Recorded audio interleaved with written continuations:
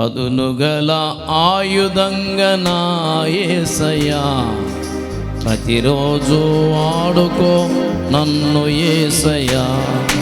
పదునుగల ఆయుధంగా నా యేసయ్యా, ప్రతిరోజు వాడుకో నన్ను యేసయ్యా. పదునుగల ఆయుధంగా నా యేసయ్యా, ప్రతిరోజు వాడుకో నన్ను యేసయ్యా. పదునుగల ఆయుధంగా నా యేసయ్యా, ప్రతిరోజు వాడుకో నన్ను యేసయ్యా. అపవాది రాజ్యమును కూలగొట్టాలి, నీ కొరకై ఆత్మలను సంపాదించాలి. అపవాది రాజ్యమును కూలగొట్టాలి, నీ కొరకై ఆత్మలను సంపాదించాలి. పదునుగల ఆయుధంగా నా యేసయ్యా, ప్రతిరోజు వాడుకో నన్ను యేసయ్యా. పదునుగల ఆయుధంగా నా యేసయ్యా, ప్రతిరోజు వాడుకో నన్ను యేసయ్యా. యేసయ్యా, యేసయ్యా, నీకు సాధ్యమేది లేదయ్యా. యేసయ్యా, యేసయ్యా, నీ సాక్షిగా నన్ను వాడుకోవయ్యా. యేసయ్యా, యేసయ్యా, నీకు సాధ్యమేది లేదయ్యా. యేసయ్యా, యేసయ్యా, నీ సాక్షిగా నన్ను వాడుకోవయ్యా. పదునుగల ఆయుధంగా నా యేసయ్యా, ఈరోజు వాడుకో నన్ను యేసయ్యా. పదునుగల ఆయుధంగా నా యేసయ్యా, స్తోత్రం. ప్రతిరోజు వాడుకో నన్ను యేసయ్యా.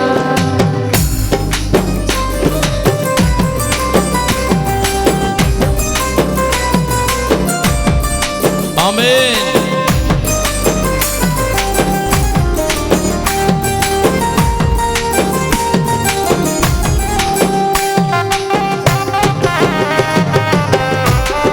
స్తోత్రం.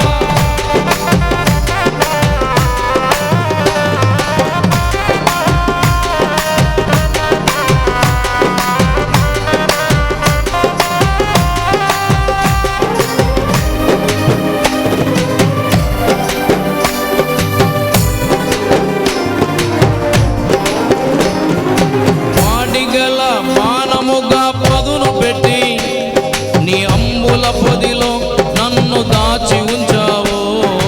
వాడిగల బాణముగా పదును పెట్టి, నీ అంబుల పొదిలో నన్ను దాచి ఉంచావు. గురి చూచి వదిలిన బాణము వాలే నీ చేత పట్టి నన్ను వాడుకో యేసయ్యా. గురి చూచి వదిలిన స్తోత్రం. బాణమువాలే, నీ చేత పట్టి నన్ను వాడుకో యేసయ్యా. యేసయ్యా, యేసయ్యా, నీకు సాధ్యమేది లేదయ్యా. యేసయ్యా, యేసయ్యా, నీ సాక్షిగా నన్ను వాడుకోవయ్యా. పదునుగల ఆయుధంగా నా యేసయ్యా, ప్రతిరోజు వాడుకో నన్ను యేసయ్యా. పదునుగల ఆయుధంగా నా స్తోత్రం. యేసయ్యా, ప్రతిరోజు వాడుకో నన్ను యేసయ్యా.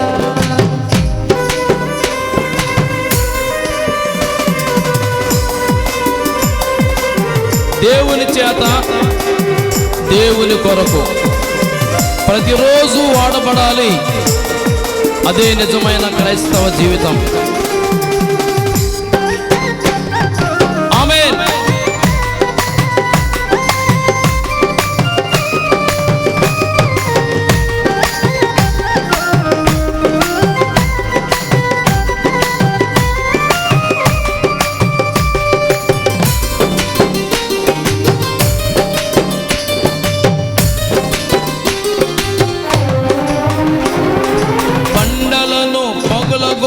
శుద్ధి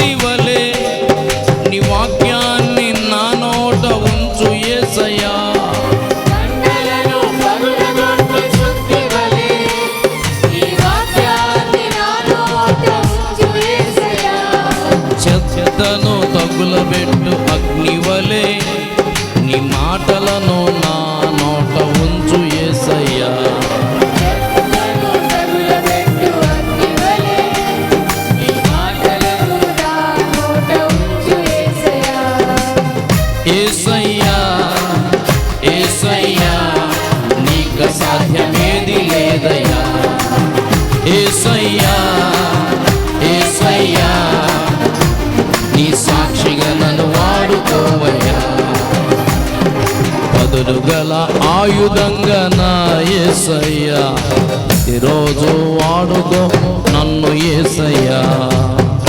గల ఆయుధంగా నా యేసయ్యా స్తోత్రం. రోజు వాడుకో నన్ను యేసయ్యా.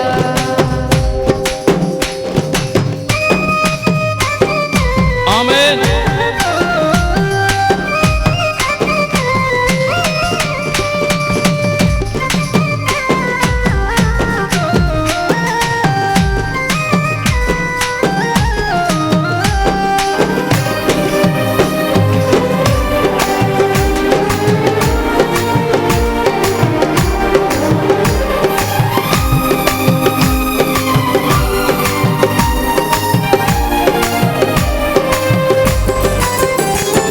నీ ఆత్మచేత నింపబడిన వ్యక్తినై నీ వరములనిచ్చి వాడుకో యేసయ్యా. ఆత్మచేత నింపబడిన వ్యక్తినై నీ వరములనిచ్చి వాడుకో యేసయ్యా. అంతము వరకు నీకై నిలువబడాలి, ఆత్మఫలము బహుగా ఫలించాలి. అంతము వరకు నీకై స్తోత్రం. నిలబడాలి, ఆత్మఫలము బహుగా ఫలించాలి. యేసయ్యా యేసయ్యా నీకు సాధ్యమేది లేదయ్యా. యేసయ్యా యేసయ్యా సాక్షిగా నన్ను వాడుకోవయ్యా.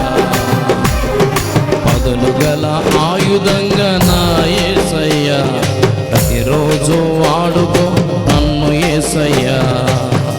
గల స్తోత్రం. ఆయుధంగా నా యేసయ్యా ప్రతిరోజు వాడుకో నన్ను యేసయ్యా.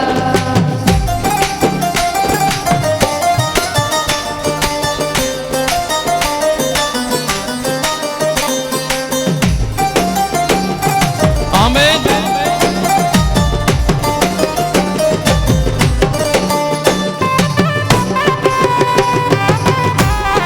స్తోత్రం.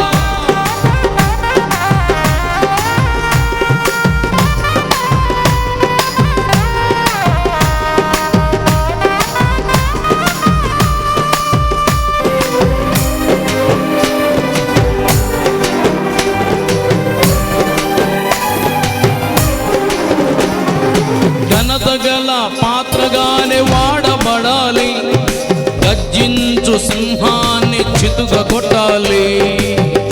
గల పాత్రగానే వాడబడాలి, గర్జించు సింహాన్ని చితుకగొట్టాలి. కనులైన వారిని సంపాదించాలి, గగన తలములో తారగా నిలిచిపోవాలి. కనులైన వారిని సంపాదించాలి, గగన తలములో తారగా నిలిచిపోవాలి. యేసయ్యా యేసయ్యా నీకు సాధ్యమేది లేదయ్యా. యేసయ్యా యేసయ్యా నీ సాక్షిగా నన్ను వాడుకోవయ్యా.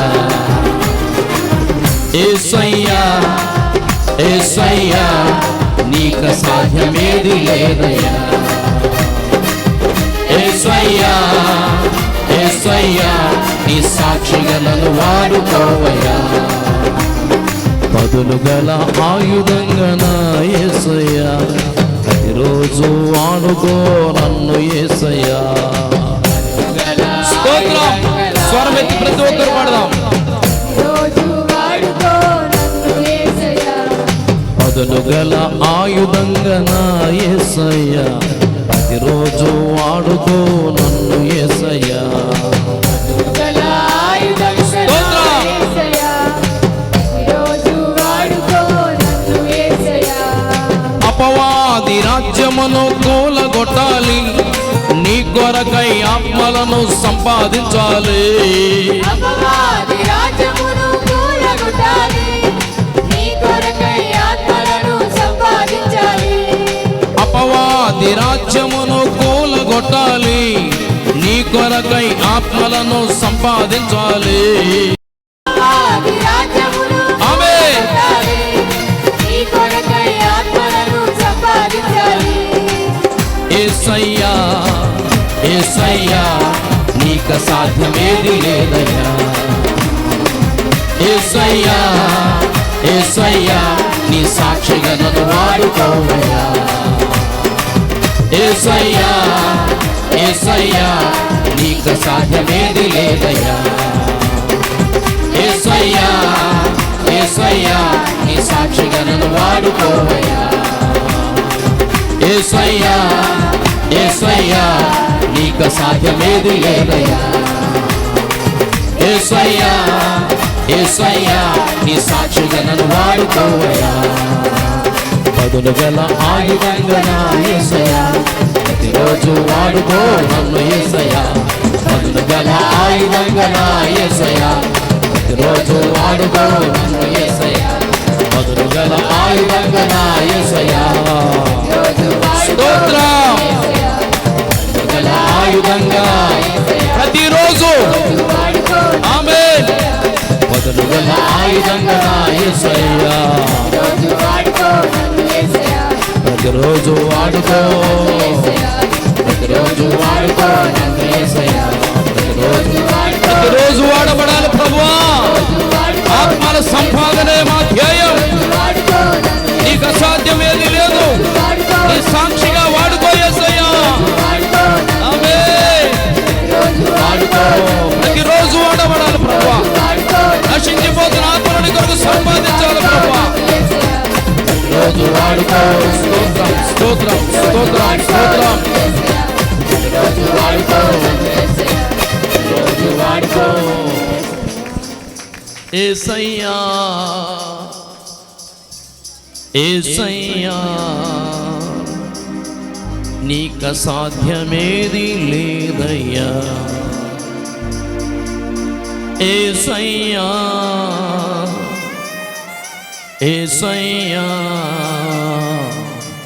నీ సాక్షిగా నన్ను వాడుకోవయ్యా. పదులు గల ఆయుధంగా నా యేసయ్యా ప్రతిరోజు వాడుకో నన్ను యేసయ్యా. ప్రార్థన చేసుకుందాం. సాల్వేషన్ ఆర్మీ DC గారు మన మధ్యలో ఉండటం చాలా సంతోషం. వారు చిన్న ప్రార్థన చేస్తారు. ప్రార్థన. సకలాశీర్వాదాలు కానుపుత్రం మా తండ్రి, నీ పరిశుద్ధమైన నామానికి వందనాలు స్తుతులు అర్పిస్తూ ప్రభువా, ఈ సాయంకాల వేళ ప్రభువా మీ మందిరంలో చేరి నీ నామాన్ని ఆరాధించి స్తుతించి మిమ్మల్ని మహింపరచటానికి, మీ మాటలు వినడానికి ప్రభువా అనేక మందిని ప్రభువా ఈ స్థలానికి సమకూర్చిన దేవా నీకు వందనాలు చెల్లిస్తున్నాను. దైవజనులు ప్రభు అభిషిక్తులను ప్రభు నాయన ఈ యొక్క స్థలానికి నడిపించిన విధానం బట్టి మీకు వందనాలు చెల్లిస్తున్నాను. మీరిచ్చిన ఆరోగ్యాలను బట్టి మీకు వందనాలు చెల్లిస్తున్నాను. మీ దాసుని ప్రభు ఆ స్థలాల్లో ప్రభువ ఘనంగా వాడుకున్నందుకు వందనాలు చెల్లిస్తున్నాను. రాజాని స్తోత్రాలు. ఈ యొక్క స్థలంలో పరిచర్యను జరిగిస్తున్నటువంటి మీ దాసుని ప్రభు దీవించమని మనం చేస్తున్నాను. జాషువా జ్యోతి గారు ప్రభు, అలాగే అమ్మగారు ప్రభు, వారు చేస్తున్నటువంటి పరిచర్యను మీరు దీవించండి, ఆశీర్వదించినందుకు నీకు వందనాలు చెల్లిస్తున్నాను. అనేక స్థలాల నుంచి ప్రభువ దైవజనుడు, అలాగనే ప్రభువ సేవకులు, విశ్వాసులు అనేక మంది వచ్చి ఉన్నారు. వారందరి కొరకు ప్రార్థిస్తున్నాం. మీ సన్నిధిలో కనిపెట్టి ప్రభువ మీ వాక్య వర్తమానాన్ని ప్రభువ మీ దాసుని ద్వారా వినాలని ప్రభువ ఆశపడుతున్నాం. ఆశ కలిగినటువంటి మా ప్రాణాన్ని ప్రభువ నీ వాక్యము ద్వారా ప్రభు తృప్తిపరచమని మనవి చేస్తున్నాను. నీ వాక్యంలో ప్రభువ ఆశ్చర్యకరమైన సంగతులు చూచినట్లు మా అందరి కన్నులు తెరవమని మనవి చేస్తున్నాను. వినగలిగినటువంటి నాయన హృదయమును, నాయన గ్రహించగలిగినటువంటి హృదయమును దయచేయమని మనవి చేస్తున్నాను. వినగలిగినటువంటి చెవిని ప్రభువ ప్రతి ఒక్కరికి అనుగ్రహించమని మనవి చేస్తున్నాను. వాక్యానుసారముగా జీవించేటువంటి కృపణ ప్రభువ మా అందరికీ దయచేయమని మనవి చేస్తున్నాను. నాయన ఇంతవరకు మీరు జరిగించిన ఆరాధన బట్టి మీకు స్తోత్రాలు చెల్లిస్తున్నాను. జరగబడినటువంటి నాయన ప్రతి కార్యక్రమంలో ప్రభు మీరు తోడుగా ఉండి మమ్మల్ని నడిపించి మీరే మహిమ ఘనత ప్రభావాలు పొందుకొనమని యేసు పరిశుద్ధ నామములో ప్రార్థించి వేడుకొనుచున్నాము తండ్రి. ఆమేన్, ఆమేన్. దేవునికి స్తోత్రం. హల్లెలూయా. ప్రభువునందు ప్రియులారా, ఈ రాత్రి మీ అందరితో కలిసి ప్రభువును స్తుతించుటకు, దేవుని వాక్యం ప్రకటించుటకు యేసు ప్రభువారు నాకు ఇచ్చిన ఈ మంచి తరుణాన్ని బట్టి ఆయనకే స్తోత్రాలు చెల్లిస్తున్నాను. హల్లెలూయా. మరి 2023లో 2024లో మరణకరమైన బలహీనతలు వచ్చినప్పుడు మీరు అనేకులు ప్రార్థించారు. మరణం రాకుండా దేవుడు తప్పించాడు. అందుకే ఈ రాత్రి మీ ముందు ఉంచాడు.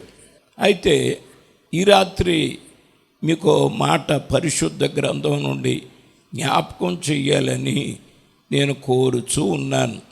అపోస్తలుల కార్యముల గ్రంథం 1వ అధ్యాయం 4-5 వచనాలు.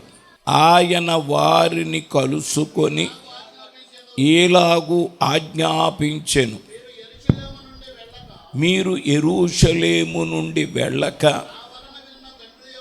నా వలన వినిన తండ్రి యొక్క వాగ్దానము కొరకు కనిపెట్టుడి. యోహాను నీళ్లతో బాప్తిస్మమిచ్చెను గాని కొద్ది దినములలోగా మీరు పరిశుద్ధాత్మలో బాప్తిసం పొందెదరనెను. ప్రభువా, ఈ కైక్లూరు ప్రాంతాన్ని ప్రేమించారు, మన్నా సంఘాన్ని స్థాపించారు, మంచి పరిచర్య జరిగిస్తున్నారు. తండ్రి గారు చేసిన సేవను కొనసాగించడానికి రెవరెండ్ జాషువా జ్యోతి గారిని ఎన్నుకుని సంఘ క్షేమాభివృద్ధి కొరకు ఏర్పాటు చేసిన ఈ ఉపవాస ప్రతిష్ఠిత పండుగల కొరకు నీకు స్తోత్రాలు. నన్ను బతికించి మధ్యకు తీసుకొచ్చి నిలబెట్టావు.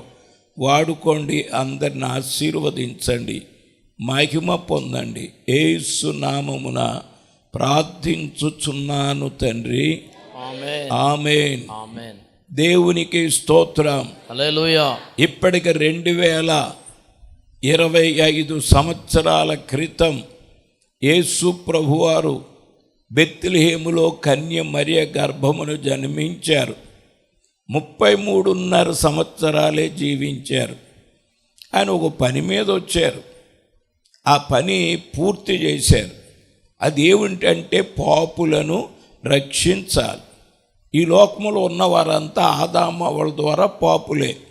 పాపులం అయితే తీర్పు తర్వాత శిక్ష ఉంది. మనం తీర్పులోనికి వెళ్ళడం, శిక్షలోకి వెళ్ళడం దేవునికి ఇష్టం లేదు. తన కుమారుడైన యేసుప్రభుని ఈ లోకానికి పంపి వాళ్ళ పాపం పోవడానికి నీ రక్తాన్ని శిలువలో చిందించి చనిపోయి సమాధి చేయబడి తిరిగి లేచి వచ్చేయంటే ఆ పని మీద వచ్చి ఆయన నీటిని ద్రాక్షారసంగా మార్చాడు. 5 రొట్లు 2 చిన్న చేపలు 5,000 మందికి పంచిపెట్టాడు.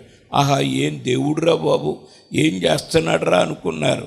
ఇది చేయడానికి రాలేదు, నేను మీ అందరి కొరకు సిలువ వేయబడ్డానికి వచ్చాను అని చెప్పి సిలువ వేయబడ్డాడు, చనిపోయాడు, సమాధి చేయబడ్డాడు. 3వ దినాన్ని తిరిగి లేచాడు. గట్టిగా చప్పట్లు కొడదాం. హల్లెలూయా. యేసు ప్రభువులో ఉన్న గొప్పతనం అది. ఆయన చనిపోయి తిరిగి లేచినవాడు. దేవునికి స్తోత్రం. హల్లెలూయా. తిరిగి లేచిన తర్వాత 40 రోజులు ఈ లోకంలో ఉండి అనేకులకు కనిపించాడు. ఆయన నమ్మిన వారందరినీ ఒలీవల కొండకు రమ్మన్నాడు. ఆ కొండకి వెళ్ళిన తర్వాత అక్కడ చెప్తున్న మాటలు, మీరు యెరూషలేము నుండి వెళ్ళక నా వలన వినిన తండ్రి యొక్క వాగ్దానము కొరకు కనిపెట్టండి. యోహాను నీళ్లలో బాప్తిసమిచ్చాడు కానీ కొద్ది దినములలోగా మీరు పరిశుద్ధాత్మలో బాప్తిసం పొందుతారు అని చెప్పాడు. ప్రియులరా, యోహాను నీళ్లలో బాప్తిసం ఇచ్చాడంట.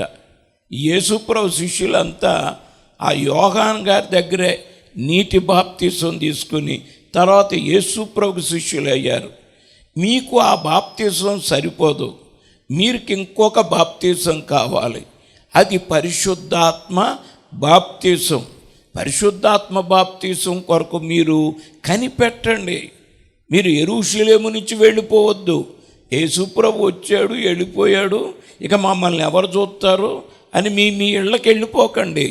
మీరు ఆ యెరూషలేం మేడగదిలో ఉండి మనం ప్రార్థన చేసుకునే చోటు ఉండి కనిపెడితే పరిశుద్ధాత్మ కొరకు పరిశుద్ధాత్ముడు వస్తాడు. ఎందుకు మాకు పరిశుద్ధాత్మ అని మీరు అనుకుంటున్నారేమో. అపోస్తుల కార్యాల గ్రంథం 1వ అధ్యాయం 8వ వచనంలో చెప్పాడు ఆయన పరిశుద్ధాత్మ ఎందుకో. అయినను పరిశుద్ధాత్మ మీ మీదికి వచ్చినప్పుడు మీరు శక్తి నొందెదరు గనుక మీరు యెరూషలేములోను యూదయ సమరయ దేశములందంతటను భూదిగంతముల వరకు నాకు సాక్షులయుందురని వారితో చెప్పెను. ఎందుకు పరిశుద్ధాత్మ? మీరు నా కూడా 3.5 సంవత్సరాలు తిరిగిన నా కొరకు ధైర్యంగా మీరు సాక్ష్యం చెప్పలేరు, భయపడిపోతారు. నేను వెళ్ళిపోయిన తర్వాత నేను కూడా ఉంటున్నాను కాబట్టి కేకలేస్తున్నారు.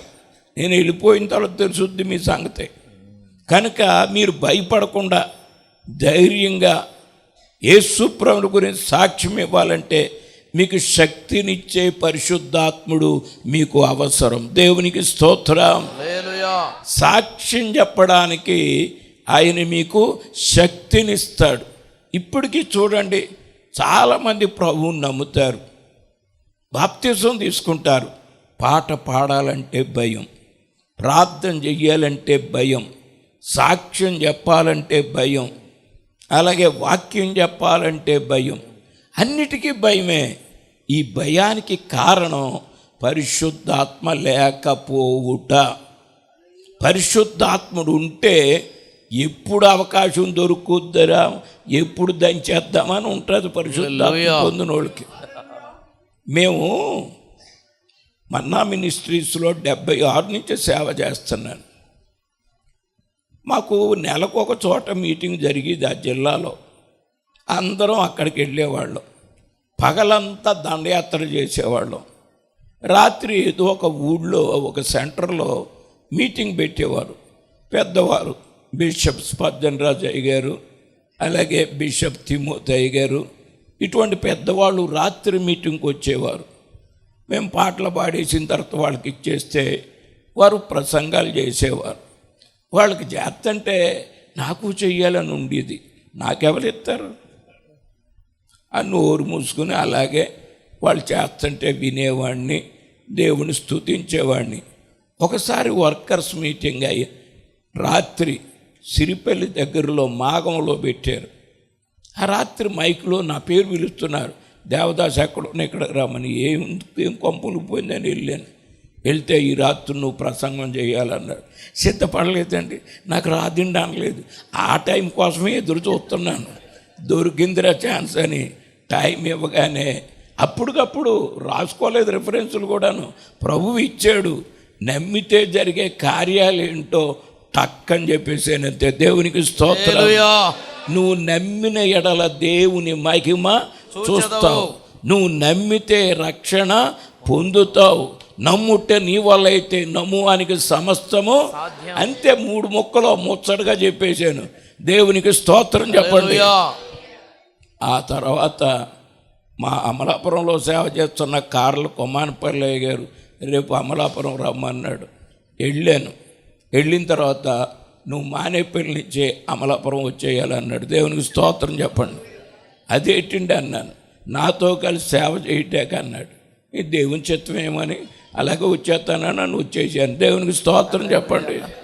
నేను ఆ రాత్రి ధైర్యంగా వాక్యం చెప్పడానికి కారణం ఏంటి? పరిశుద్ధాత్మ పొందానండి. పరిశుద్ధాత్ముడు శక్తినిచ్చాడు. నాకు నీలాగే వాక్యం చదవాలంటే భయం వేసేది, పాట పాడాలంటే భయం వేసేది, ఊరికే డ్రమ్ము కొట్టుకోండి. ప్రియులారా, పరిశుద్ధాత్మ ఎప్పుడైతే పొందానో భయం గియ్యం ఎగిరిపోయిందంటే గొప్ప ధైర్యం వచ్చేసింది. అందుకే యేసు ప్రభు వాళ్ళతో చెప్పాడు ఆ రోజు, మీరు పరిశుద్ధాత్మ పొందితేనే కానీ ఈ మేడగది విడిచిపెట్టి వెళ్ళొద్దు. ఎందుకంటే మీరు నా గురించి సాక్ష్యం చెప్పాలి. నా గురించి ఈ లోకంలో ఉన్న వాళ్ళకి తెలియదు. తెలియకపోతే పాపం ఏంటో రక్షణ ఏంటో వాళ్ళకి తెలియదు. నమ్మితే నమ్ముతారు, మానితే మానుతారు. మంచి విషయాన్ని చెప్పాలి కదా, చెప్పడానికి మీకు శక్తి కావాలి కదా. అందుచేత మీరు పరిశుద్ధాత్మ పొందితే మీకు చదువు ఉన్నా లేకపోయినా ధైర్యంగా నా గురించి సాక్ష్యము చెప్తారు. అలాగే వారు ఆ మేడగదిలో 10 దినాలు కనిపెట్టారు. నేను ఆ యొక్క మేడగదికి వెళ్ళాను. ఇక్కడే కదా మా వాళ్ళు ప్రార్థన చేశారని మోకాళ్ళు వేసి అక్కడ నేను కూడా అందరితో కలిసి ప్రార్థన చేసుకున్నాను. అక్కడ పరిశుద్ధాత్మ పొందారు. అపోస్తలుల కార్యాలు 2వ అధ్యాయంలో పొందిన తర్వాత వీళ్ళంతా భాషలు మాట్లాడుతున్నారు. వాళ్ళు అంటారు, వినటానికి వచ్చారు చాలామంది ఊరోళ్ళు. ఇప్పుడు మీటింగ్ అంటే మీరంతా వచ్చారు, ఇక్కడే ఒక పెద్ద శబ్దం హడావిడి చేయండి, ఊరోళ్ళంతా పరిగెత్తుకొచ్చేస్తారు ఇక్కడికి. ఎక్కడన్నా ఏదైనా శబ్దం జరుగుతుంటే, అందులోనూ గొడవలాగా జరుగుతుంటే వచ్చేస్తారు, ఏమైపోతుందో ఏంటో అని. అక్కడికి వచ్చేసారు. వచ్చేళ్ళు ఎవరు దెబ్బలాడుకోవడం లేదు, కొట్టుకోవడం లేదు, భాషలు మాట్లాడుతున్నారు. వాళ్ళకి డౌట్ వచ్చింది, మనం వేరే వేరే ప్రాంతాల వాళ్ళం, వేరే భాషలు మాట్లాడేవాళ్ళం, వీళ్ళంతా గలిలయులు కదా. ఆ గలిలే ప్రాంతంలో ఏ భాష మాట్లాడాలో అదే మాట్లాడాలి కదా. మన భాషలతో వీళ్ళేయో మాట్లాడుతున్నారు, ఎలాగొచ్చాయి ఈ భాషలు అని వాళ్ళు అనుకుంటున్నారు.